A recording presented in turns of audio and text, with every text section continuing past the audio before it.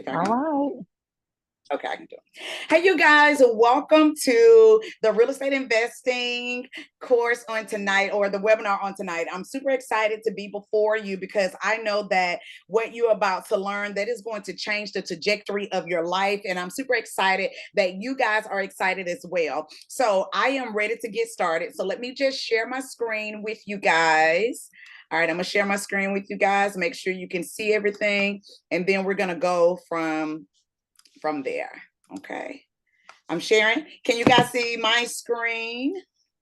Yes. Okay. Awesome. Awesome. So on tonight, I'm going to discuss with you 6 or 7 or 8 steps to purchasing your first real estate investment property. I'm super excited about this because getting into real estate, it has changed my life. Now, for those of you guys who have been following me for a while, let me tell you guys, y'all know that I'm a teacher, but I'm also a preacher. So and I'm prophetic. So at any given time, I may start doing all 3 of them. All right. So I don't know. So all I know is that I like to show up in my true, authentic self. And so you're going to be blessed from the beginning to the end. All right. So let's get Amen. started. All right. So first, let me just tell you a little bit about me. So I am Dr. Dee Fomby. I've been an entrepreneur for over a decade full time, and also been in the real estate industry for over a decade as well. So how I got started in the real estate industry is that I purchased my first home around the age of 19 or 20, and we stayed in the house. And here's a tip for you guys, is that I turned that home into my first rental property. So the first 2 properties that I purchased as my personal home end up being my investment properties. And we just flipped that one and sold it last year, the very first one that I purchased at the age of 19 or 20. And then the second one, that it was built from the ground up, that was in 2000, like it was early on, like 2005 or something like that. So we still own the home. At the time, we probably paid about $100,000 for the house, and it's worth over $300,000. For the last 7 or 8, well, no, for the last 11 years, we have had a rental, someone renting that property. For 11 years, Mm. somebody have been paying the mortgage on their property. So I'm going to discuss with you guys all of that. Okay. All right. So now my husband and we own over $2 million in real estate. Man, listen, you guys, how I even decided to teach this on tonight is that I was pulling my credit report, and we were doing some tax stuff, and I couldn't even believe that we had acquired, I'm talking about documented, over $2 million in real estate. And okay, so let me just tell you guys this too. So y'all know I was married before, right? So I'm talking Mm-hmm. about over $2 million in real estate with my current husband. And so y'all know that I've just been married almost 2 years. So I'm just letting you guys know that, things can, it's all according to your faith. Okay. So it's all according to your faith. So, all right. So that's enough about me. Y'all need to know anything Awesome. else about me before, we just dive into it. One thing that I'm not going to do, I'm not going to be a lying prophet. So everything that I share with you guys and everything that I say is that it's been my own experience, and I have documented proof, because there are times where you see influencers online and they say this and that, and they've never done what they're teaching. And so everything that I teach you guys, from whether it's ministry, whether it's real estate, tax industry, or as a small business owner, entrepreneur, it's my experience, my education, my knowledge, what I've experienced myself. So I want you guys to know that what we're going to discuss tonight is things that I have personally done, been a part of, and experienced. Okay. All right. So you guys are going to get the unadulterated truth. And one of the things that, the reason why I really started, well, let me tell you this. So I started in business before I started in ministry.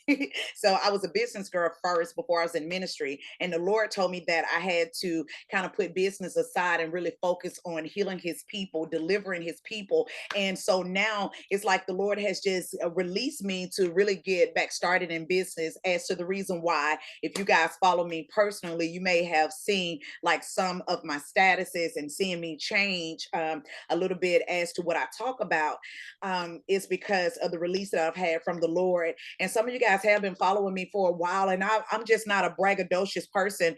And a lot of times my friends, they always say like, Dee, why don't you just tell the people? Because, sometimes I just don't want people to feel as if, that I've arrived and they haven't. And I never want, people to feel as if they're lower than me. So I just want you guys to understand this, that no matter how much we acquire or what we do in life, Coach JD and I, we look at our life like this, is that there's two dimensions. There's the top and there's the bottom. And right now we're halfway to the top.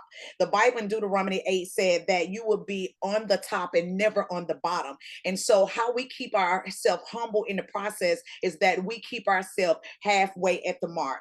And what does this do for us? It keeps us very humble because we're one decision away from going up higher towards the top, or we're one decision away from being at the bottom. And so that means that when you look at life like that in a more humble way, regardless of what you acquire, you become more cautious as to the way that you treat people, how you show up, and being integral in your dealings. And so this is how I look at life. And so, I'm halfway there to my goal of being on the top. And this is how I just stay humble in the process. Sometimes I truly forget how much I've accomplished. I forget like how much I've done in life until somebody's either reading my bio, or I'm seeing, like different rewards and success that I've had in my personal life.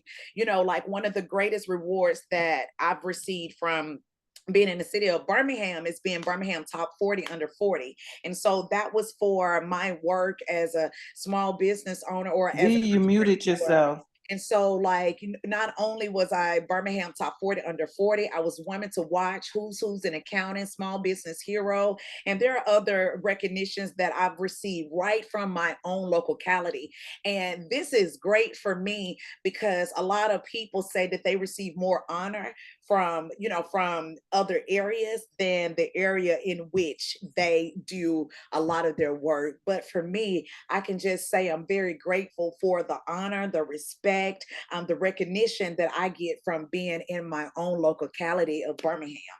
And so one of the greatest like assignments that the Lord has given us right now, my husband and I, we're building the Link, and it is an entrepreneur training and resource center. And so the Link it tells you like who we are. The Link, it is where we're linking ministry and marketplace together. And our goal is to provide like resources, training like this, certification programs, like helping people with getting funding. They'll be able to rent office space and come in and work. And you can host your events there. We have a live stream content room, a podcast, like this almost 7,000 square feet facility. Like this is the vision of the Lord, and we've been able to take this vision, and it was a dry cleaners, and we've been able to operate this totally debt free. Somebody needs Awesome. to scream Glory. or type Glory. on the screen, Hallelujah. same grace. Thank you, Lord. Somebody needs to say same Glory. grace. Same grace. Hallelujah. Same grace. Same Same grace. grace. Same Bless them more, grace. even Same more. Same grace. Bless grace. her even So more. again, I'm going to take what we have done, and I'm about to show you guys, like I'm about to show you guys the true keys of getting into real estate investment. And I'm going to discuss a lot of things. So I hope you have your pen and paper and you're ready to take a lot of notes. All right. So let's go ahead and get started. So why should you invest in real estate? One is going to increase your cash flow. Like this is the one that I love the most. When I say increase cash flow, this means that it increased the amount of money that comes into your household or comes into your hand, either on a weekly, monthly, or or on a annual basis. So the most important part is that it's going to increase your cash flow. So whether it increase your cash flow by $500 to $5 million, guess what, you guys? It has it.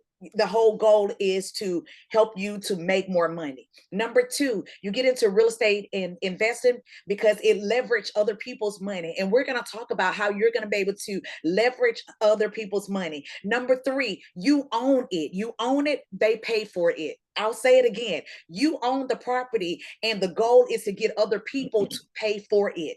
Number four, it increase your wealth portfolio. So when you see a lot of people say like, hey, I'm a multimillionaire, like we are multimillionaire, not because we have $1 million in the bank, it's because we have a multi-million-dollar asset portfolio. Okay, so you don't have to be a millionaire and have $1 million in the bank, but I'm saying that it will happen. I will have $1 million in the bank one day, but I thank God for being able to give us the status of being a multimillionaire because we have the assets that that equals to over $1 million. Okay, next, why you want to invest in real estate is because of the tax write-off. Okay, a lot of things that you put into like a rental property, if you were to own it, then you'll be able to write a lot of it off. Okay, next, you're helping people. One of the greatest position to be in is to be able to help people. Like being people reach out to us and ask us, do we have rental properties? Like right now, all of our properties are rented. We have people who love where they live. They take really great care of the property, and it's a blessing to be able to house other individuals. Okay, and then next is the easiest way to millionaire status. Right, so these are the reasons why you want to invest in real estate. Now I want to hear from you guys. Like you can just type it in the chat, like which one of these are you excited about? Is it increasing your cash flow? Is it being able to help other people? Is it building your wealth portfolio? Crystal said that is all of them. Okay, Miss Shelton said it's All of the all of the above. above, all of them. Portia said all of them, all of it. Okay, okay, great. Okay, okay, I said all of it. All right. Okay, so Tamika, she said that wealth portfolio. Okay, all of it. So I get it. So these are the reasons why you want to invest in real estate. Now I want you guys to ponder upon this. In investing, what is comfortable is rarely profitable. So I say this again, what is comfortable is rarely profitable. And this is a quote by Mr. Robert. What is comfortable is rarely profitable. What does that mean? Is that usually that it's hard for you to get in a profitable position if you're comfortable with where you are. People who become comfortable with where they are, they don't desire to have more in life. And so that means that they won't get more out of life. If there's not a desire for you to move to the top, if there's not a desire for you to come out of where you are, if there's not a desire for you to not live from paycheck to paycheck, or having to rob Peter to pay Paul, or wonder how you're going to pay for basketball or some type of sports for your kids. If you don't have a desire to come up out of that, then guess what? You're not going to. See, what I realize is that you got to see something greater than what you have seen. Oh, I'll say that again. You got to see something greater than what you have seen. So in order for you to come out where you are, especially if you come from an impoverished background, then that means that you got to see something greater than what you have seen. So I grew up in an impoverished environment, which means that in order for me to do something greater, I had to come out of where I was in order to obtain something more. That means that I had to expose myself to different environments. I had to become a learner. I had to learn and always be a student. Sometimes I forget like the things that I know because I'm always trying to show up to be a student and learn. It's either to learn more, or you're going to help me to remember that I already knew that. You're going to activate something that's on the inside of you. So some of you guys being here tonight, some of you guys may already already be in real estate and you're here for the activation. Ooh, sometimes you get into the environment just so that you can be activated. It's not because you don't know certain things. Like, you expose yourself so that you can be activated. And so usually when you need to be activated, you know something, but what you know have been laying inside of you dormant. It means that it's been laying inside of you inactive. And so when you're in environments like this, where you know that you're on a webinar with people who want to learn and know the same thing that you want to, guess what? You guys are being activated by the comments. You're being activated by seeing the presence of each other. You're being activated by what you're about to learn on today. So this right here, this means that you're ready to get out of a place of comfortability. And you know that, yes, you may have to do some things that's uncomfortable in order to get to where you desire to be. But let me tell you this, that feeling of being uncomfortable, it only lasts for a moment, because there's going to be a season where you rejoice that you finally have become an investor. Oh, y'all need to hear this, is that the feeling of being uncomfortable is only for a moment. It's only for a short period of time. It does not last always, because soon that feeling of being uncomfortable is going to move you into the path of rejoicing. Oh my God. That uncomfortable place will soon turn into your place where you rejoice. So don't ever allow your feelings to take control of your movement towards better. I don't feel like it. I don't feel like time. Now it's the time. I don't feel like I got enough money. Like, forget your feelings. Put your feelings on the back burner. Stop allowing your feelings to make decisions for you. This is why the Bible said in Romans that we are to submit our bodies as a living sacrifice. So part of our bodies is what our feelings, our emotions. So the Lord knew that as you step out on faith, that your feelings would be alive. He knew that you would feel a certain way. So God didn't say ignore what you feel. Instead, he said, take those feelings and give them to me. He said, take those feelings and you submit them unto me as a living sacrifice as you go forth and move on in faith. Does this make sense? Does this make sense?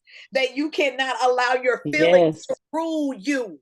You submit those feelings. I don't feel like this. I don't feel okay. I'm going to submit these feelings over here to the Lord as I continue to move forth in faith. So again, what is comfortable is rarely profitable. Now, let's talk about why people don't get started. And not just in real estate investment. I'm talking about why they don't get started in vision, why they don't get started on their dream, because they're fear of the process, fear of challenges, and fear of the unknown. Okay, so fear of the process. So from the beginning, usually people are moved by emotions. They can see the end, but what gets them is the fear of the process of what they actually have to go through. Because some of this stuff that I'm going to talk to you about today, you know, the enemy may try to put fear on you because it's a process that you have never seen before. But we are going to eradicate that fear tonight. Fear of challenges. So when you're learning something new, you're going to be challenged because to be challenged means that I'm expanding. To be challenged means that I am growing. To be challenged means is that I've been put in a new position. So some of you guys are going to be challenged because it is going to emote a feeling that you haven't had before. Why? Because some of you all haven't been on this journey before. So I'm trying to help you as to how you may feel, okay, as you start learning some of this stuff, as you go through the process. And usually fear is attached to feelings. Oh my God, y'all, I probably need to be preaching. Like, fear is usually attached to feelings. So usually when you are fearful of something, it stems from what? Your feelings. So people don't get started in life on their journey, in writing the book, starting the business, getting into real estate. Why? Because they're fearful of the process, fearful of the challenges, and fearful of the unknown. fearful of the unknown. But let me tell you this. People ask us all the time, like, how do you become successful, or what they deem successful, or having a good track record under you. I have, like, y'all, I'm about to tell you what I believe, and y'all can take this. And it's probably gonna sound cliche-ish to many of you all, but it's my absolute truth, and I stand on this. Is that when the scriptures say that I can do all things through Christ who strengthens me, y'all, that's not something that I just quote. It is something that I believe. And that has been indoctrinated in my subconscious, which means that I produce out of that place. I produce out of the place of being able to do all things. Y'all, I don't care what it is, baby. It don't matter. I mean, I can probably do surgery. I don't know. I don't know nothing that I can't do, because the strength of God is on the inside of me. And I get that strength. It causes me to figure it out. Figure it out. Now, I know we got some men on here, but let me tell you, men, one thing that I like about a woman is that there is nothing, okay, that a woman can't do when she put her will to it. Women, man, we can do some things. Let me give you a prime example. If you don't have enough money to go out to eat, okay, and the children, your husband, your boyfriend, your significant others have looked in the refrigerator and said, I ain't got nothing to eat. We ain't got nothing to eat. But a woman go in the refrigerator. She sees something that nobody else have seen. She have found a way to figure out a way to feed her family. This is how I know this to be the truth. So, man, even a man in your strength, that you still need the power of a woman. And a woman in her strength, she still needs the practicality of a man. Oh my God. Oh my gosh. So when the two become one, okay? Whether through friendship, through partnership, through union, it's beautiful when men and women can come together and they can, just go back and forth and respect the strength of each other. I'm very just like, when there's a woman that doesn't have a man in her life, okay? So women, you need a man in your life. And I don't care if your father isn't here, your father wasn't involved in your life, your father, may not be here today. You need a voice of a man, because men, they make decisions more realistically, based upon like reason. They kind of think things through a little bit. Okay. And men, the reason why you need a woman is because sometimes you can get so stuck in that reason and trying to make sense of things that you need the help of a woman to push you, because women, they move based upon what they discern, what they sense. They may not be able to, like put it all together like you can, but like we have what people call intuition. I call the Holy Spirit on the inside of us that make us move a little bit quicker than men. So there's a balance between having a man in your life and then also having a woman in your life. Okay. So there's great balance in the two. So do y'all agree with this, or am I just talking nonsense?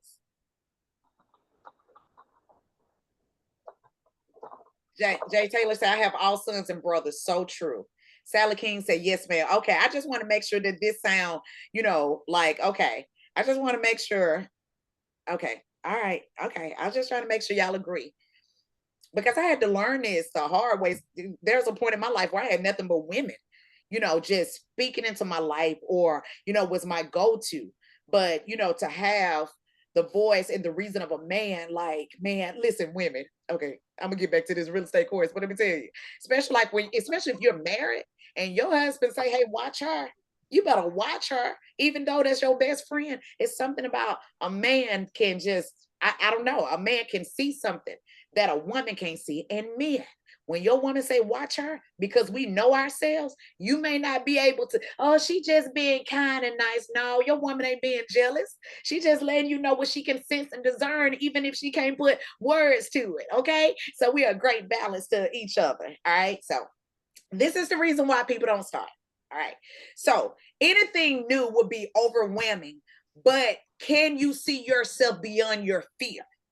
Or can you see yourself beyond your feelings? That's the part. You got to be able to see yourself beyond whatever fear that the enemy is trying to put on you. Because anytime that fear exists, you have to know that comes from the devil. The Bible said that God has not what? Given us the spirit of fear.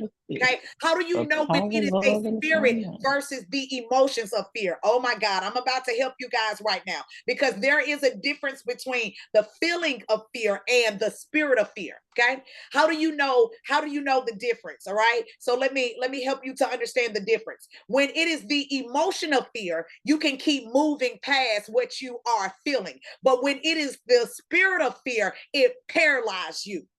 When it's the spirit of fear, it steals from you. When it's the spirit of fear, it causes you not to be able to produce. Okay. So there's a difference between the emotion of fear and then the spirit of fear. Okay. And so this is how you have to learn to recognize.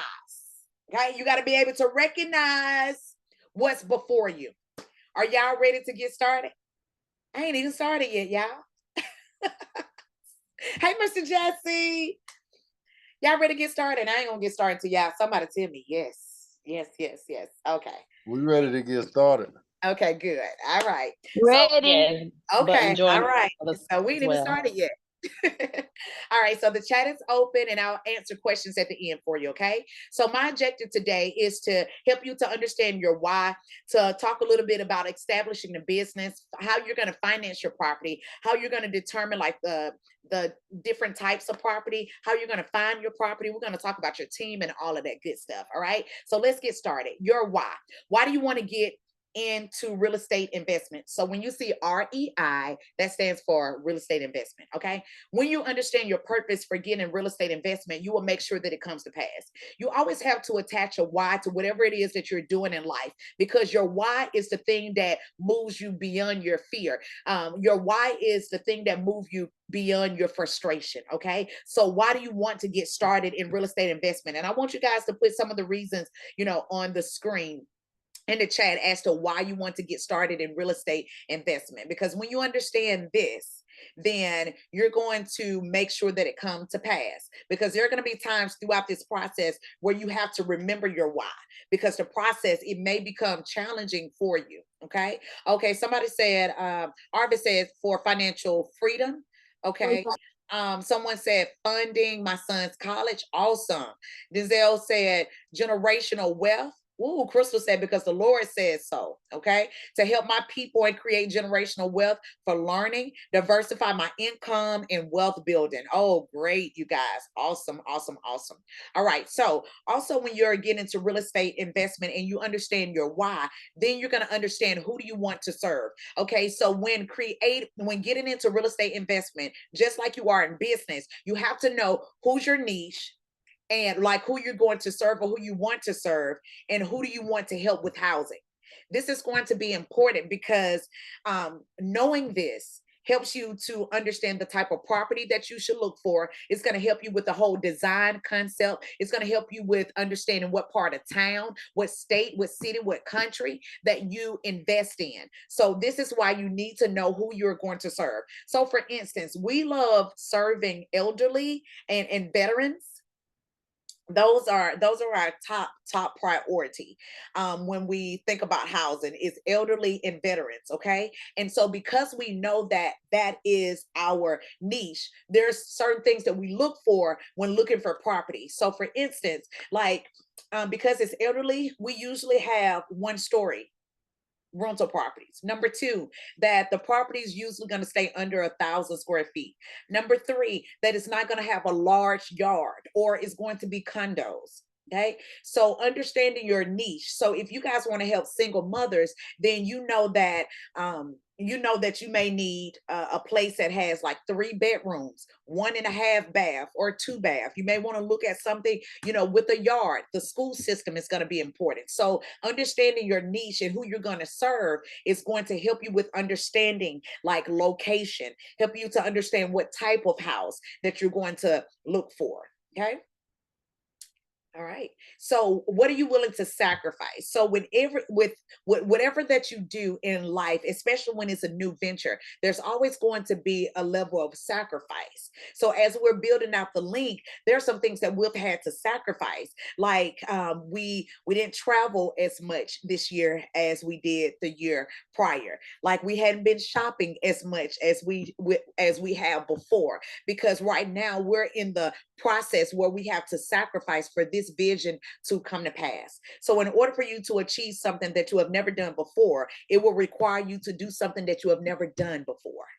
So again, in order to achieve something that you have never done before, it will require you to do something that you have never done before. So it's always going to take a sacrifice. So don't think that your desire to become a real estate investor, that you're going to do the same thing, that you're going to sacrifice at the same level that you're sacrificing today. No, there's going to require another level of sacrifice in order for you to see your dream come to pass. But you just got to be willing to sacrifice because of the reasons that you put in the chat.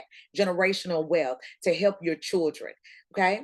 All right. So this is why you need to understand your why. Does this make sense to you guys? Yes, it does. Right. Okay. Thank you. All right. Next, let's talk about the establishing of your business. So when you get into real estate investing, you do want to at least be an LLC or a nonprofit. Okay. You can purchase real estate as a nonprofit. Okay. Or so it can be nonprofit or it can be for profit. All right. So some of you guys have nonprofits right now. And so it's part of your nonprofit as far as your bylaws and things like that. Have you put real estate investing or housing or community building in part of your bylaws? And if you haven't, then you may need to modify your bylaws and you can use your established nonprofit with purchasing as a nonprofit. Okay, so there are two methods, two ways that you're going to be able to, well, it's actually three. You can do it under your personal name, you can do it in your business name, and then you can do it as a nonprofit. Okay, so also when you are establishing your business, you guys, you need to work on your credit, because the reason why you want to work on your credit is because you either have the cash for real estate or you're going to need your credit in order to get into real estate. Okay. Now, if you were to do nonprofit, then there are, certain banks that may not even look at your personal credit, but you always want to stay in a position where whether you have the money or to work on your credit, or a combination of both. Okay. You guys, work on your credit. Work on your credit. The Bible said that a good name is to be chosen over great riches. So your credit report is a reflection of your good name. Okay. And then number three, you need to save towards real estate investing. I don't care if it is saving, I don't care if it's saving $50 per paycheck. Now, some of you guys right now may be saying, well, I can't afford to put $50 aside. The only reason that you can't afford to put $50 aside is because you haven't put it aside. So the moment that you start getting auto draft or putting it aside on a consistent basis will be the moment that your lifestyle adjusts to what you put aside. Okay. So you have to be able to start somewhere. Let me tell you this, the timing will never be right. You'll never feel as if you have enough money. You'll never feel as if, like, I need to wait. There's going to always be something that comes up. You have to make a choice and make a decision that you're going to move towards becoming an investor, and you're going to start taking steps towards that. So you guys need to write this down. Okay, what are my financial goals towards real estate investing for 2024?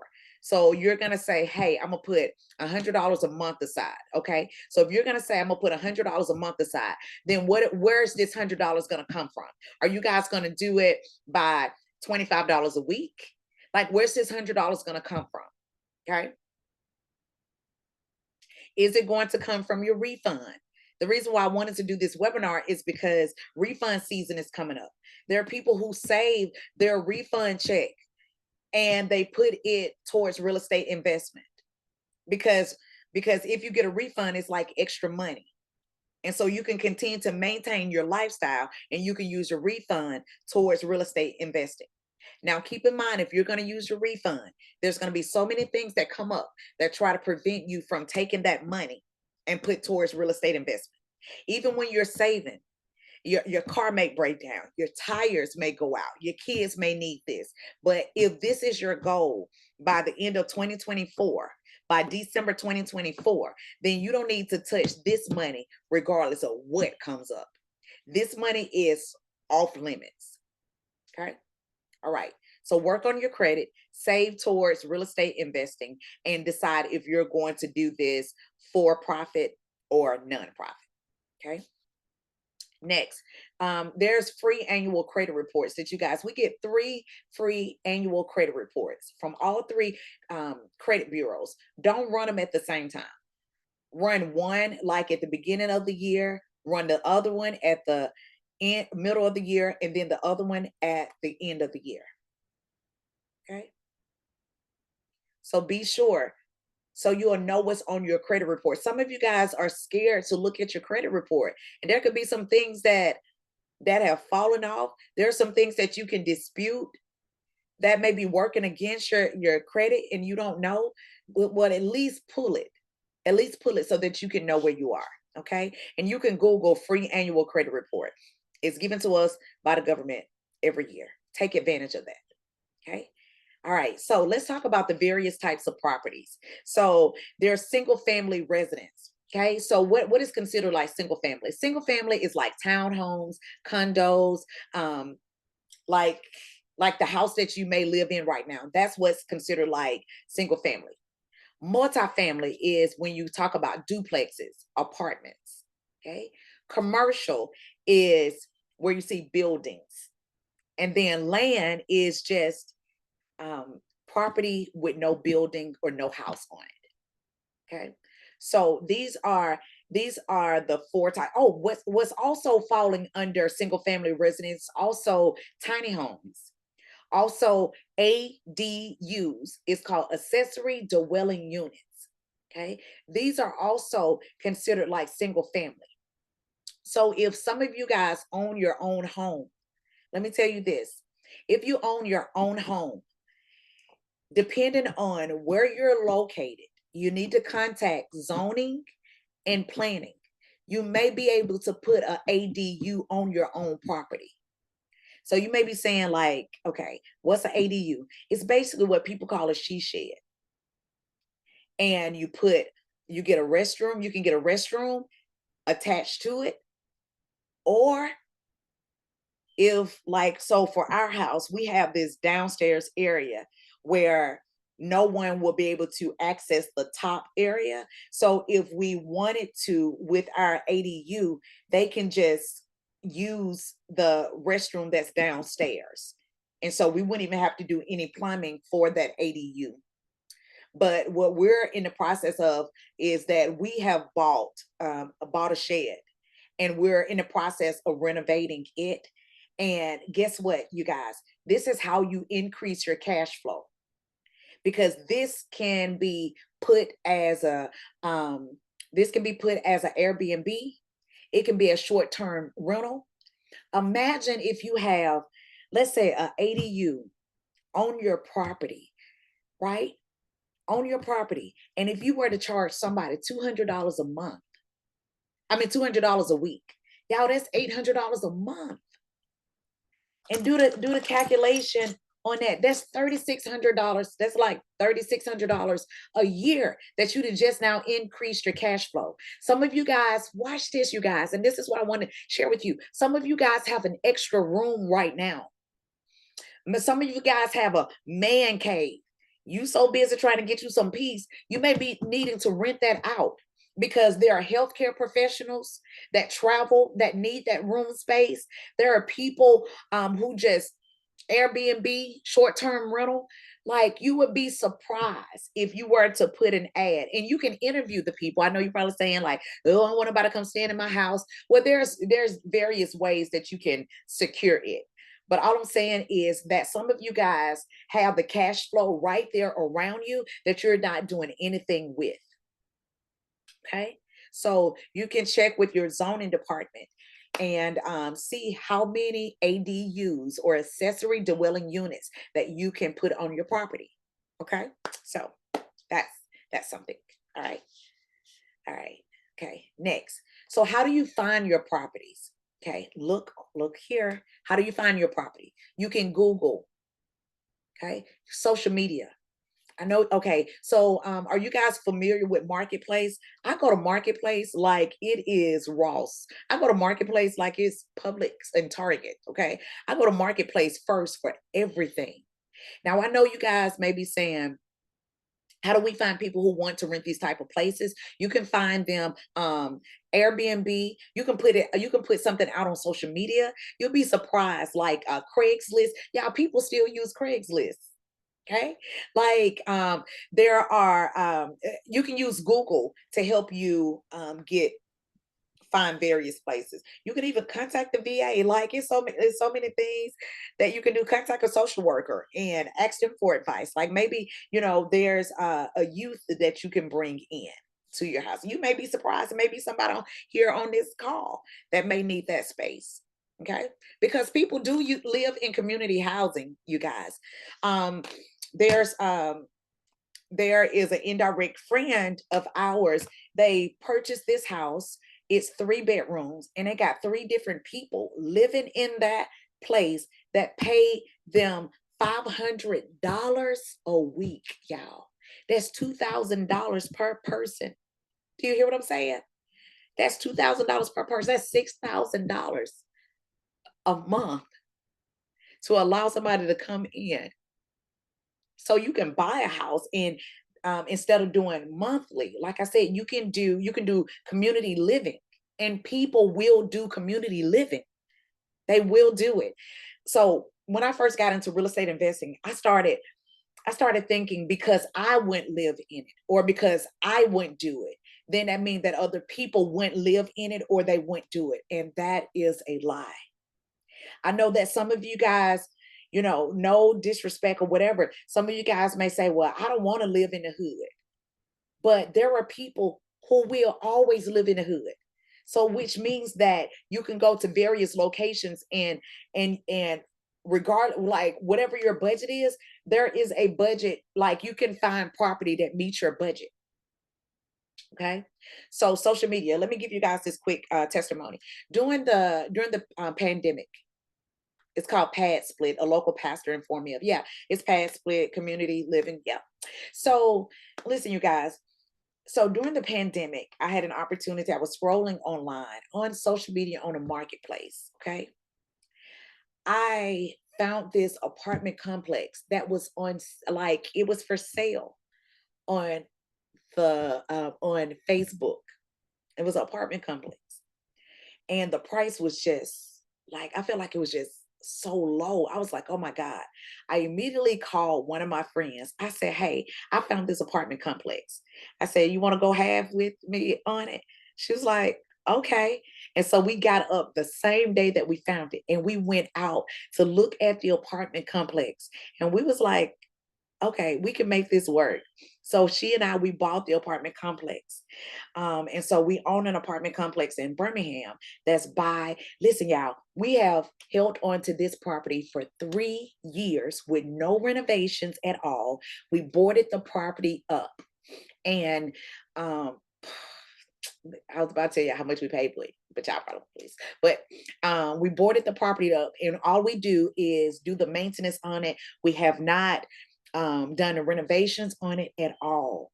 And right now, it's very close to downtown. It's right there by Caraway. If y'all are from Birmingham, y'all know where they're doing that whole big stadium and all of that stuff. And so we bought it at the right time. So when I tell y'all, social media is where you will find wholesalers. Okay, there are wholesaler communities out there. And so you guys may be saying, well, what is a wholesaler? A wholesaler is a person who sell real estate on behalf of the owner, and they basically get a commission. So they don't go the traditional route of working with the realtor. And so a wholesaler be having amazing deals. So like if you're in Alabama or you want to buy property in Alabama, there are communities on Facebook, and it's called like Alabama Wholesaler. real estate wholesaler, Alabama real estate wholesalers. So you can go and join various communities and communities on Facebook, and you will see how they have deals that may not be listed with realtors. Okay. Yes, community rent cost usually is inclusive. Okay. In New York, we have a local auction event on properties 3,000 and up. Okay. Oh, see, Brian said that he's a wholesaler. So y'all may want to, I can't vouch for Brian. I don't know Brian, but y'all may want to, see what he has. So let me tell you about an auction. Okay. So I had a group of mentees and I was showing them about real estate investing. And this was probably like 4 years ago, you guys. The city of Birmingham, they have these auctions at the courthouse, outside of the courthouse. And I told them, I said, let me show you guys how you can be buying real estate straight out at an auction. And I showed them, I took them to the auction where the winning bid for, like, it was a 3-bedroom, 2-bath. The winning bid was $16,000 for a property. I said, y'all spend this on your hair. You spend this on going out, $16,000, y'all. That's a little over $1,000 a month for a whole property. So there are auctions too that you guys can go to. All right. Yasmin said, I want you to take me on. Next, where you can find properties on Realtor.com, Redfin.com, Abra Barnes. I know you guys probably know Abra Barnes if you're in the Birmingham area. Like, I'm on her website like every single day.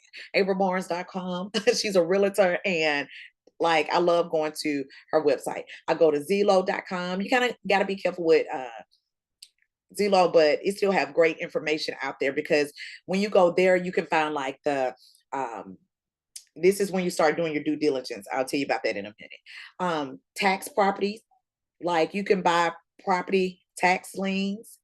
Next, family and friends. You'll be surprised as to property that is aired down to your family members that they may want to sell or get rid of. Drive-by.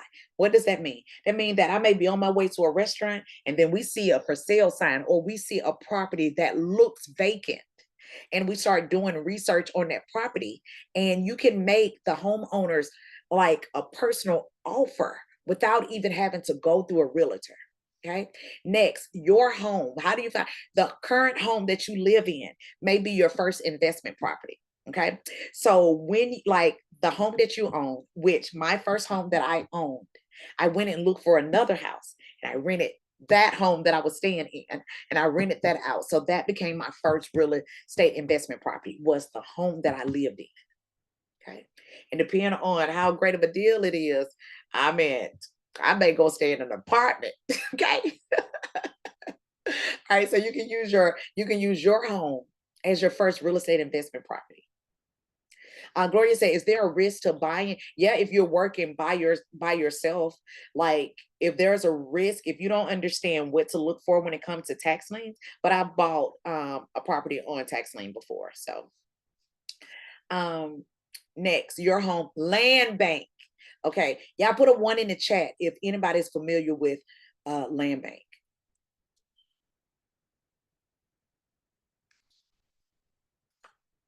Okay. Brian, yep, Brian. Okay. Shawana, Nicole. Okay. Okay. So listen, you guys. The city of Birmingham. Let me show you guys. Can I just show you guys real fast? I know y'all gotta go celebrate Thanksgiving and stuff like that. But I wanna show you guys this real fast. Can y'all see my screen? Or is the presentation still up there? Hold on. What's on the screen? The presentation is still there. Oh, okay. Presentation. All right, let me show you guys this. Okay, let me just share this real fast so you guys can see my screen. Okay, do y'all see this? Okay, so usually, Yes, ma'am. okay, so this is birminghamlandbank.org.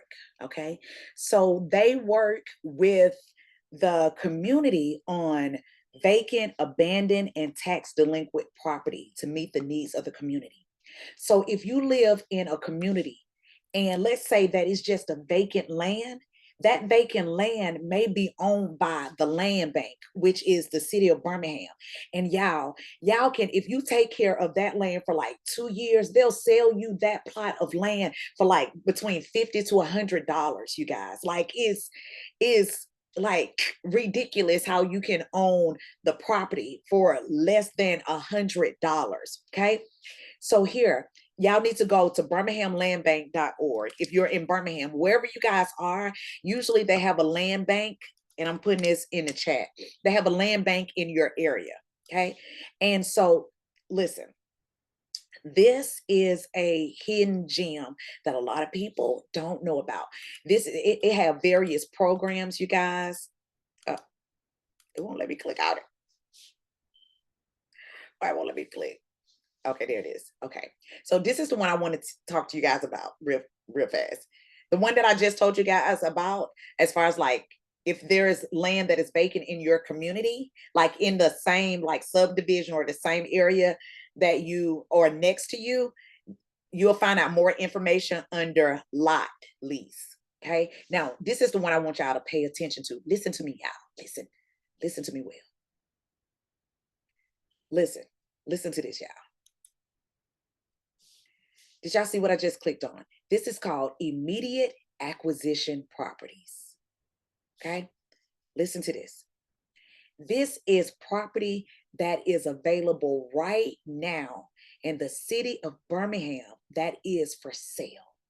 Okay, so you see that the minimum price offer is $24,000, $49,000. Here's a piece of land, $7,300, $68,000. Like, y'all can come up with, let me see, this property right here is $7,700, $7,800. I know y'all probably saying, well, I ain't got that. Y'all can go borrow $10,000. Like, it's okay. I'm getting so excited. I'm getting so excited. Vacant lots for $5,000, y'all. So what does it mean? Immediate acquisition. This means that you go through the application process, y'all, and you can own this property for little to nothing. Okay. Let me show you guys what an application look like. This is what the application look like. They want to know basically whether or not, okay, here's the application, y'all. And y'all need to go and download this, because this, like, I'm giving y'all some pretty dope information for free, okay? All right. So you'll put your application, your applicant information, your contact information, all right? So they're going to ask you if you're buying it under your name or if you're buying it under your nonprofit, right? So right here, it just asks you, okay, are you a renter or you're a homeowner? It tells you a little bit more about the land bank authority program, right? So I want to get down to the part where, okay. So what they tell you to do is, like, you got to go and drive out to the property. You got to take pictures. So even if you're not in Alabama, you may have somebody to take pictures of the property for you. And it's telling you like what you can do with the property, y'all. So y'all may need to look a little bit more into the land bank, because right here it's asking you. So it tell you like what the minimum bid is. So y'all saw how there was a minimum bid for like a $5,000 for the property, right? For a lot. So what your offer would be the minimum. It would be the minimum bid. Okay, total anticipated renovation costs. This doesn't have to be anything that's professional. Like if you guys decided to bid on, let's say, let's go back here. If you decided to bid on this house right here, okay? All right. So just based upon what you see, they're asking you to say, what is the anticipated renovation cost? Okay. And then, so like, it just have other little questions that people can help you with filling this out. So I just want to just tell you guys, like, this right here, this is a lick, y'all. This is it. Okay. So this it. Okay. This is what I want y'all to know. That's it. All right. So let me get back to the presentation. I don't have time to really just go into detail. I just want to provide you guys with the resource of it. Okay. Now, when I do my presentation. Okay. Now, let's get back. Okay. So was that helpful for you guys? Yes. Okay, good. And so Yes. they got time for it. Okay, good. So that's how you find property on land bank. And then also you can also work with the realtor. So you can connect with the realtor and you can tell them to send you properties like every day. I look at properties every single day. Okay. My spare time, whether I'm using a restroom, before I go to bed, I'm going to look at some property. Because guess what? I'm feeding my subconscious. I'm telling my subconscious that you're going to own more real estate. You're going to come across a great deal. Like somebody is waiting on you to purchase. Somebody need this house to live in. Somebody need help. Like I'm putting this in my subconscious. So I know that some people be on social media every day, like just scrolling for nothing. No, I'm looking at property every single day. So your realtor, you connect with the realtor, and I think that is great to connect with realtors who understand investments, like investing in real estate. So let me tell you guys this. When they go to school to become a realtor, they are not taught real estate investing. So don't think just because you have a realtor that they understand investments. All realtors don't. Okay. You need to work with a realtor who understands like investment, real estate investment, so they can know what you're looking for and they can help you through your buying process as well. Okay. So you'll connect with the realtor. A realtor can send you homes every single day, once a week. And you can tell them, hey, only send me 1 bedroom, 1 bath. Only send me a 2 bedroom, 1.5 bath. That's under $30,000. That's under $40,000. Okay. Like you can tell them exactly, specifically what you want to receive. So that's a great reason to work with a realtor. All right. So this is how you find property. Okay. Next, after you find property, y'all, this screen right here, this is important right here. Okay. Okay. So after you find a property, especially if you're if you're going to go the traditional way, such as working with a realtor and all of that stuff, you need to make an offer on on that property. And usually when you make an offer, they're going to ask for earnest money. Earnest money is basically like it's a set amount of money that is put towards this deal. And so you're saying like, hey, I'm putting a contract and I'm securing this by putting a small amount with this. And you're going to ask for the minimum of at least 7 days so that you can do your due diligence. Okay. So you may find a property, you like what you see, you put a contract on it, you pay your earnest money, but you still need to do due diligence on this property. I'm not here talking about buying a home. Right now, I'm talking about real estate investing. Every real estate investment property, you need to do your due diligence on. What does that look like? All right. So first of all, you're going to contact zoning and planning. You have to figure out like, what can you actually do with this property? Okay, let me tell you guys this, because this was a huge shocker for me when I got into real estate investment. So let me hold on. I need y'all to pay attention to me. So, you know, we own commercial property as well, right? And I've owned commercial property for a long time. So I thought if I was to buy a building, I thought that I can do whatever I want with that building. Do y'all hear me? I thought that I could do whatever I want with the building because it's my building that I purchased. I thought I could do whatever I want with my house because it is my house that I purchased. Y'all, the answer is no, no, no, no, no, no. It like, so depending on where you buy your property, there are zoning like laws that you have to follow.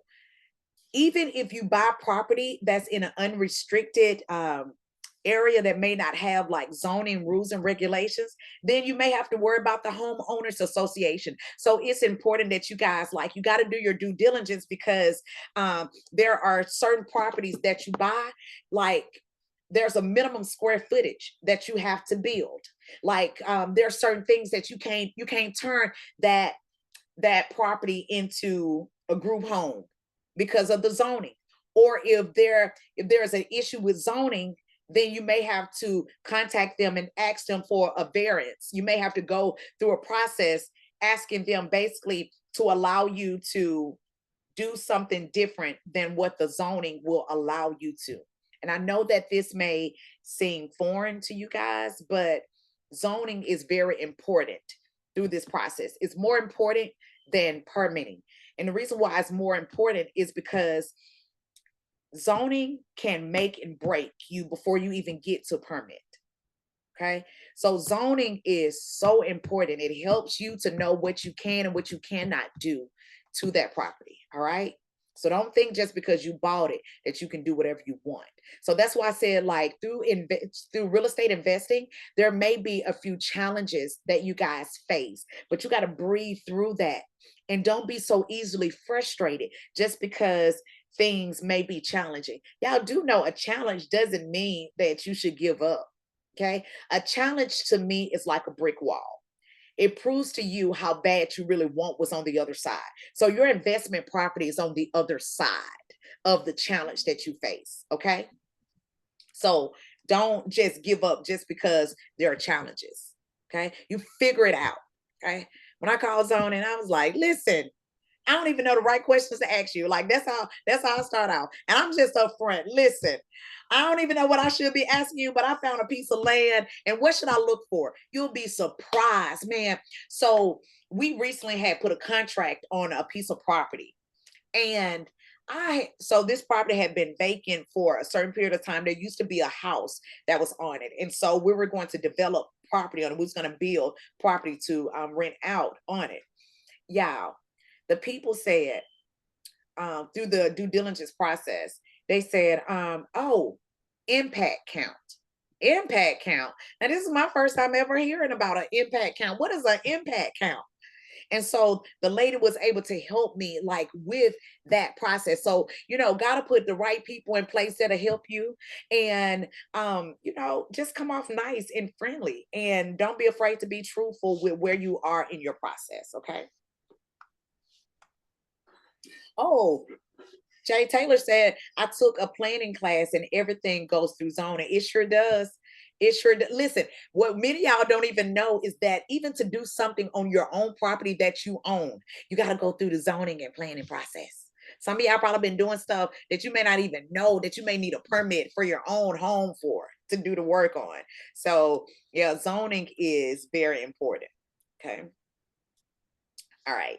So you're going to make an offer with a minimum of 7 days to do your due diligence. During that 7 days, you're contacting zoning and planning. You're figuring out what you can do with this property. Next, you're contacting the utility company, especially if it's a vacant lot. You want to see if there's sewer on there, if it's septic on there. You want to see if you can get power to that actual property. Right? If it's a property that's, let's say, for instance, in the city, and if it has sewer, you want to, you just want to do your due diligence to find out about the utilities. Next, you want to crunch some numbers, you guys. You want to look at numbers. You want to see, like, how much you may have to put down, closing costs, how much renovations may cost you. You may want to figure out how much is going to be for the permitting, for drawings if you have to. Like, you need to really crunch numbers to make sure that it makes sense to you all, okay?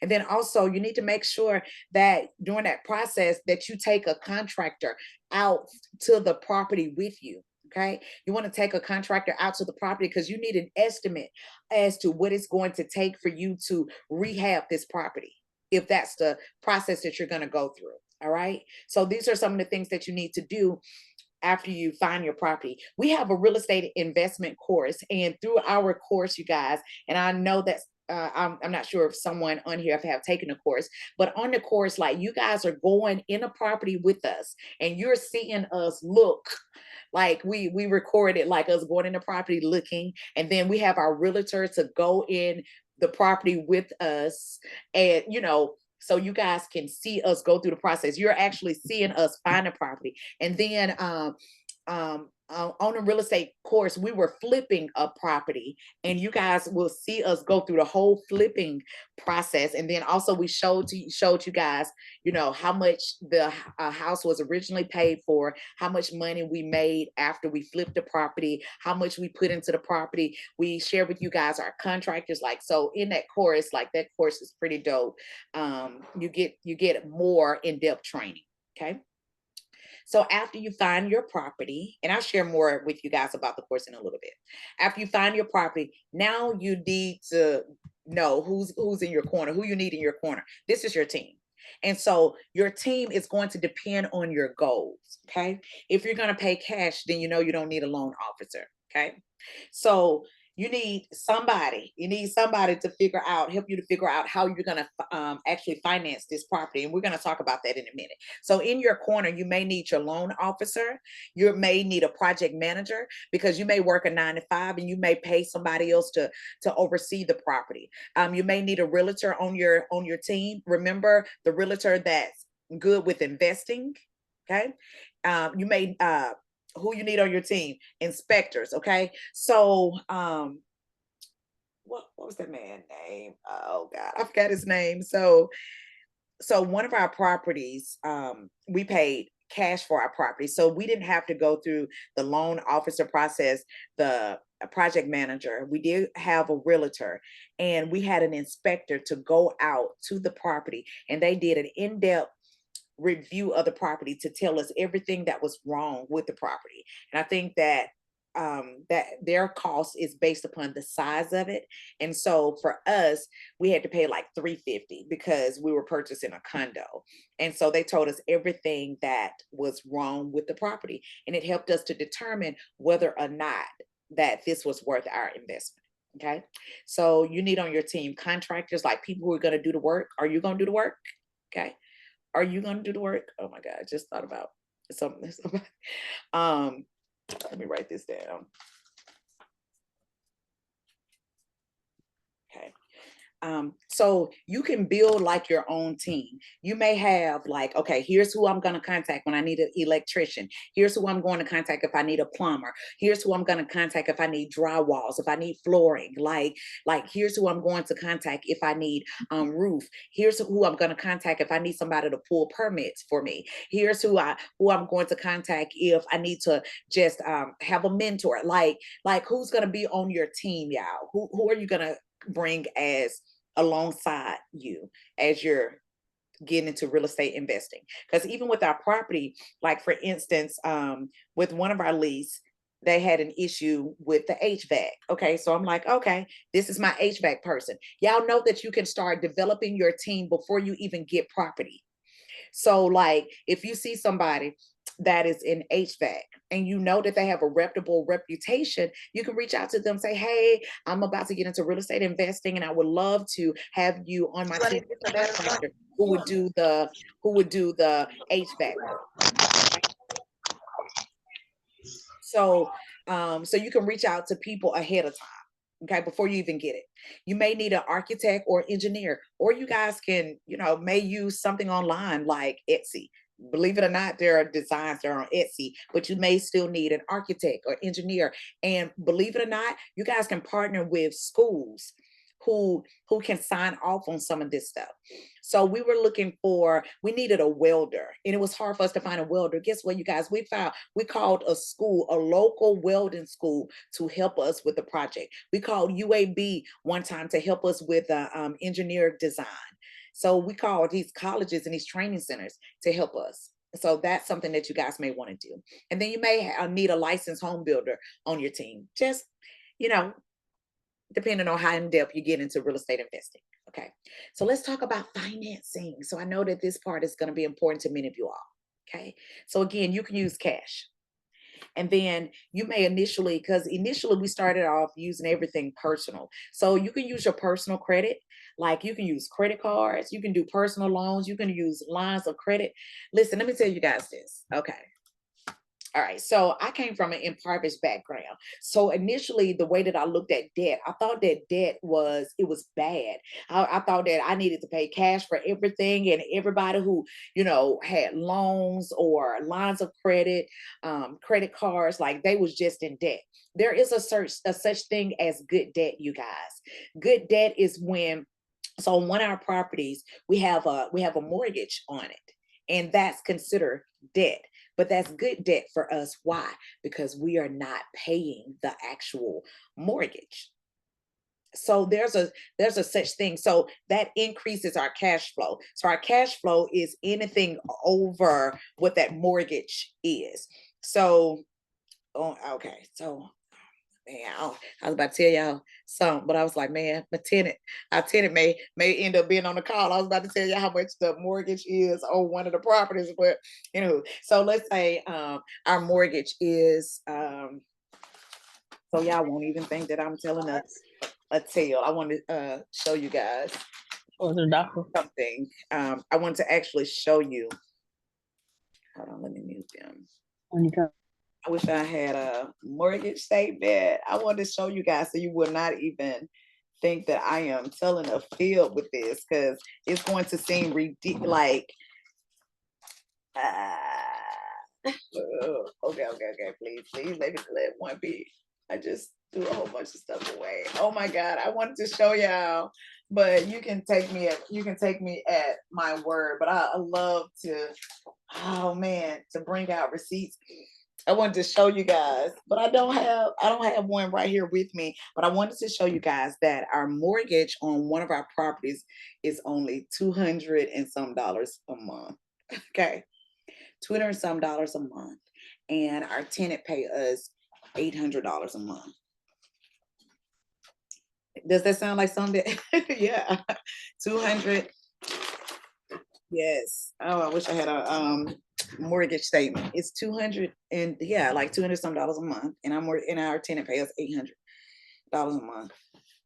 Okay, so it increased our cash flow and it put us in a great position. Why?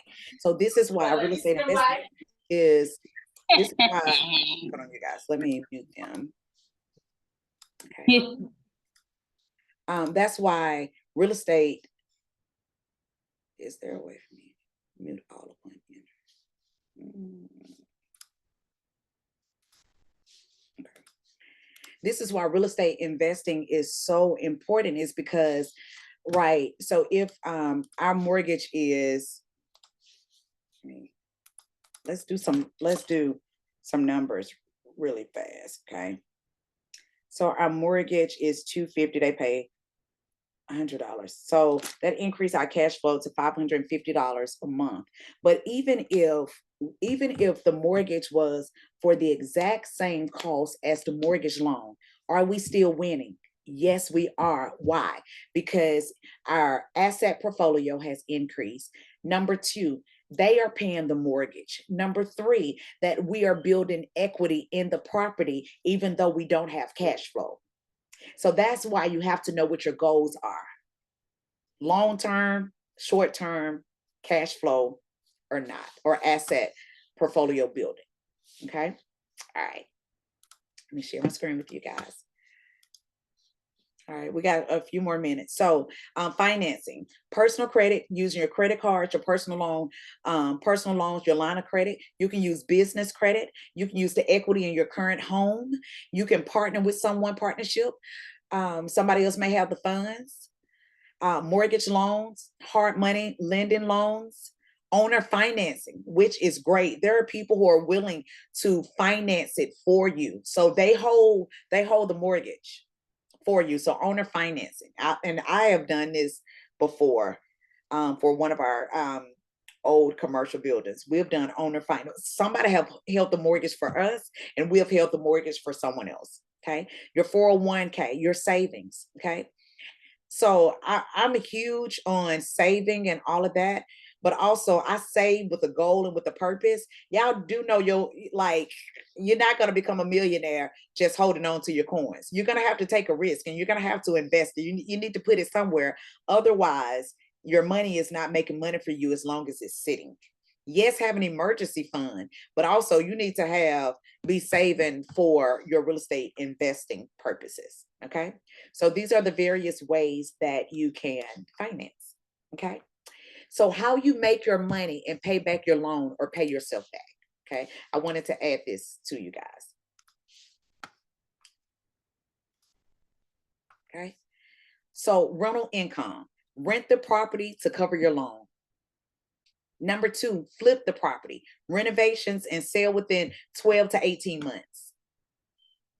Or shorter than that, usually 6 to 9. So hopefully don't go that long, but renovation. So you flip the property or hold the property, purchase land or property in an area that will go through gentrification or regenification. So you can hold on to it. So for instance, like I told you guys, we own an apartment complex. We haven't done any renovations to it. It's boarded up right now, but we're holding on to the property, and we have had so many offers on this abandoned building that needs total renovation on it, that is boarded up. Okay. All we do is pay our yearly expenses on it. We hold on to the property. And I mean, we have had offers of 200 some $1,000, you guys. Like, that's nothing. Okay. I mean, that is huge compared to what we paid for it. And keep in mind, we just holding on to it. All right. So, so this is how you're going to pay, how you're going to make your money, or you're going to pay off your loan or pay yourself eventually. So like, even if you pay cash, you basically just lend it to your business or to your nonprofit. So you need to make sure that you're making your money back. Okay. All right.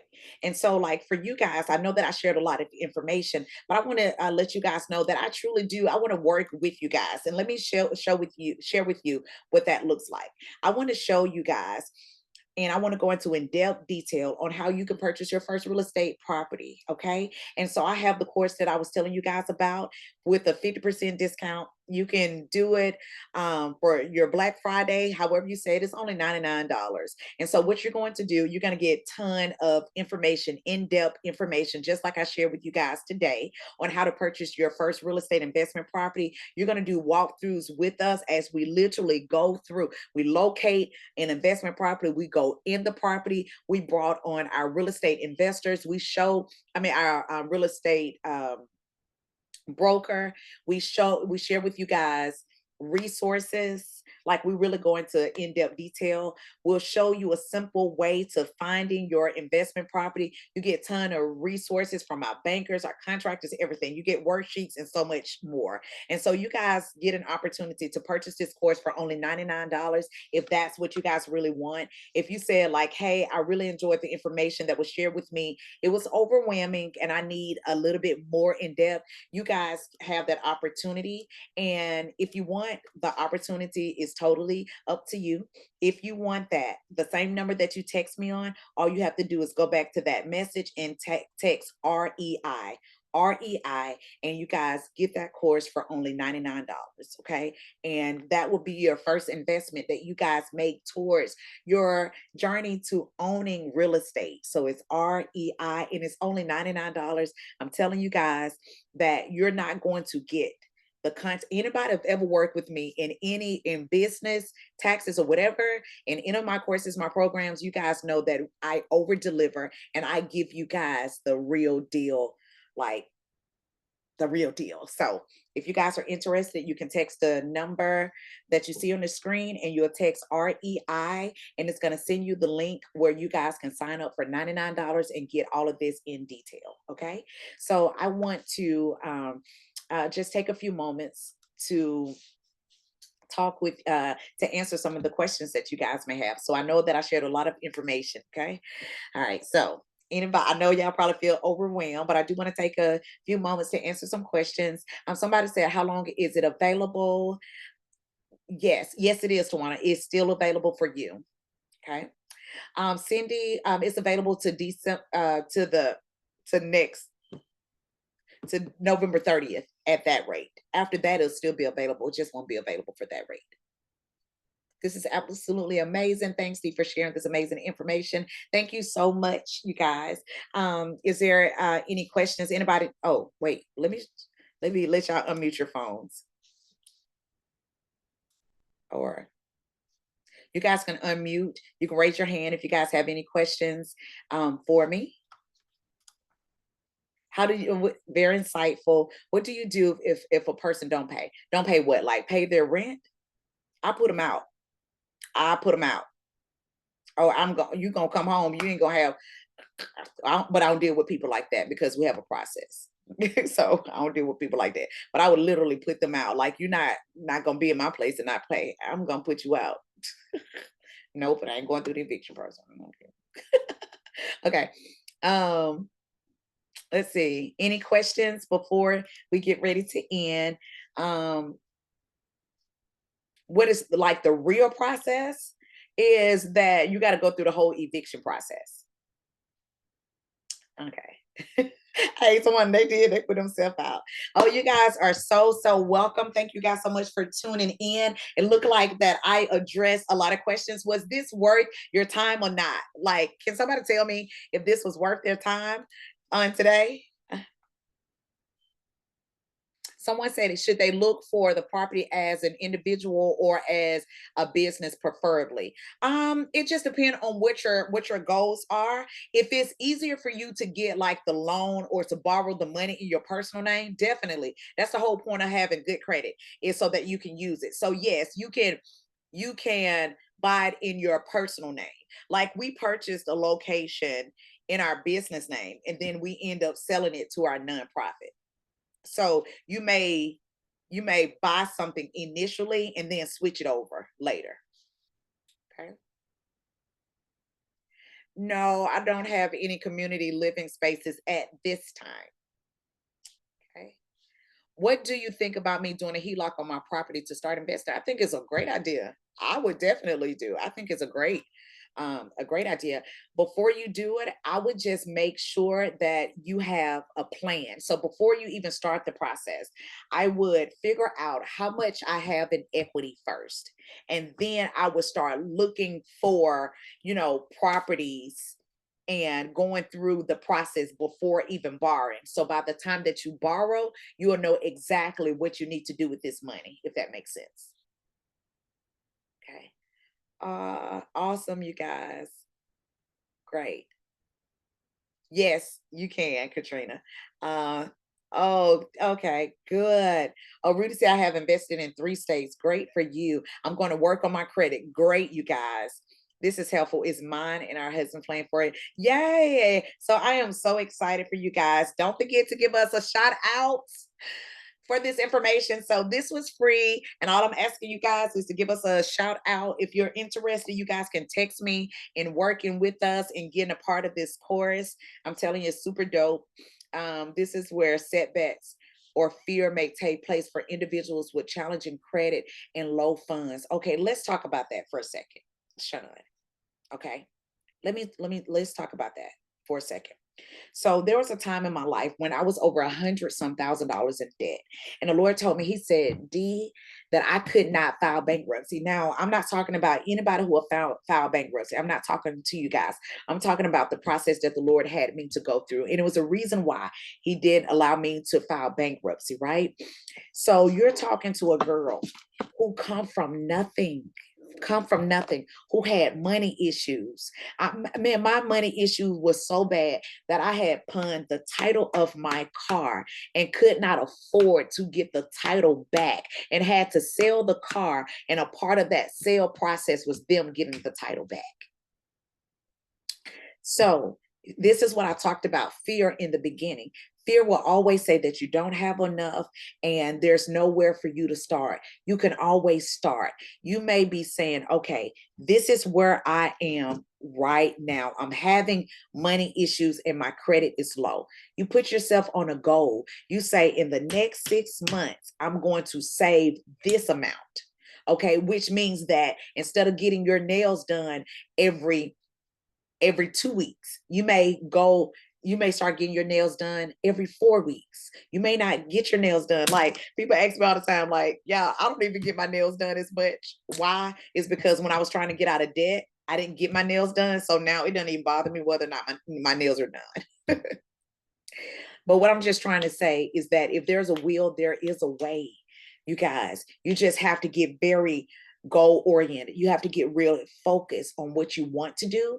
And like I said, you're either going to need the credit, or you're going to need the credit, the money, or partnership. One of the three. And even those who partner with you. So the reason why I was able to go to my friend and ask her to partner with me on this real estate, on the apartment complex, is because I had already seen her track record. I literally called somebody who's on here right now. I don't want to call her name because y'all may try to call her, but I called her and I said, hey, I know that we got similar visions. What do you feel about us partnering? What do you feel about us partnering together? And she was like, yeah. The only reason that I was able to go to her and ask her about partnership is because I know her level of integrity. She know mine. She know my work ethic. She can tell that I have proven results. And so, like, you'll be surprised as to who would be willing to partner with you. But you can't be a person who lack integrity. Like, you can't use the platforms that God has given us, like social media, and be like, be this, and that. And then all of this stuff. And then you expect somebody to partner with that. No, if you don't have money, if you don't have good credit, then you're going to need favor. And then you're going to need a reason why people should favor you. Do you keep your word? Do you show up? Do you have strong work ethics? Okay. Well, how's your character? Can people speak well of you? Like, those things that matter. A good name is to be chosen over great riches. So if you can't have favor with man, then you're definitely going to need credit and money. Yeah. Good. Yes. Continue to work on your credit. Yes. Should I purchase a personal house before an investment? Oh, this is so great. So if you purchase a personal home, you can turn it into investment property, but depending on the type of loan that it is, you may have to stay in that property between 6 months to a year before it can be an investment property, which is still not a long time. Okay. So or you may decide to purchase an investment property first, because you may decide to flip. So if you purchase an investment property and you decide to flip, you're getting a large lump sum that'll help towards your down payment of your personal home. So it just depends. It just depends.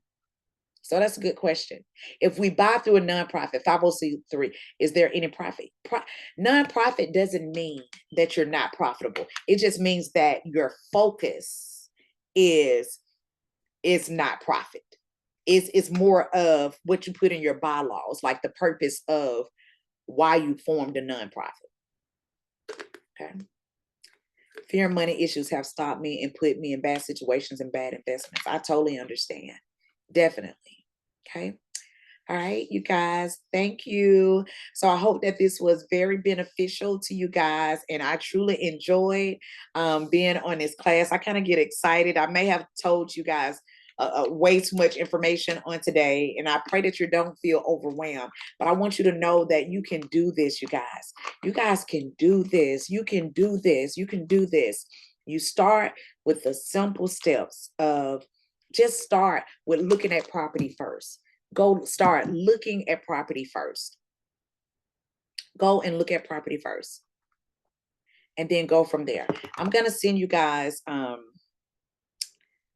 I'm going to do is I'm going to send you guys some videos, very simple videos. And I'm going to send them to you. I'm going to upload them to YouTube, unlisted.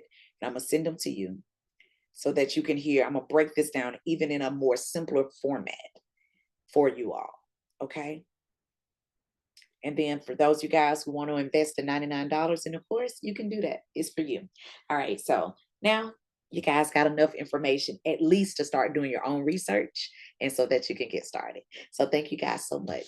I love you guys. Thank you guys so much. God bless you guys. And I wish you much, much, much, much success. Toodles.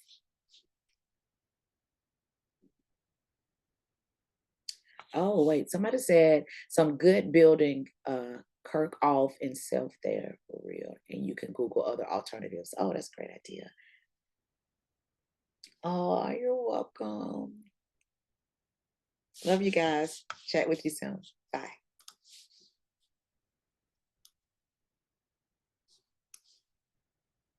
Love you. Oh, somebody said, oh, good. Asia said start doing food deliveries. That's good. Yeah, do man, if you really, man, you'll figure it out. You will. Love you guys. Taking my vitamins. I'm going to bed. Bye.